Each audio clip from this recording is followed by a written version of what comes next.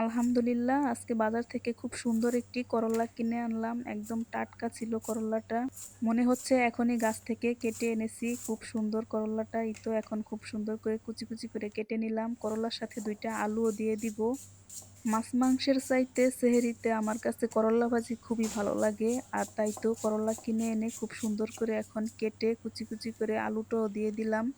এখন পরিষ্কার করে ধুয়ে নিব। আর আজকে সেহরিতে আমরা করলা ভাজি দিয়ে ভাত খাবো ইনশাল্লাহ। আজকের এই করলা ভাজিটা আমরা ৩০ রমজানের সেহরিতে খাবো। রমজান মাস শেষ। আলহামদুলিল্লাহ, আল্লাহ আমাদের সবাইকে মাফ করে কবুল করে নেন, আমিন। আর এই তো তোমাদের সাথে কথা বলতে বলতে করলা ভাজিটা ধোয়া হয়ে গেছে। এখন চলে আসলাম রান্নায়। পেঁয়াজটা এখন হালকা ভাজা হয়ে গেছে, বেশি লাল করব না। এখন দিয়ে দিব করলাটা, পরিষ্কার করে ধুয়ে রাখা করলাটা দিয়ে দিলাম। সাথে দিয়ে দিব সামান্য হলুদ, স্বাদ মতো লবণ আর কাঁচামরিচ। এখন ভালোভাবে উল্টিয়ে পাল্টিয়ে একটু নেড়ে চেড়ে দিব। এখন আমাদের করলা ভাজিটা হয়ে গেছে। এই তো আমাদের আজকের করলা ভাজিটা কীরকম হয়েছে আপুরা কমেন্টে বলবে। ধন্যবাদ সবাইকে ভিডিওটি দেখার জন্য। সবাই ভালো থেকো। আল্লাহ হাফেজ।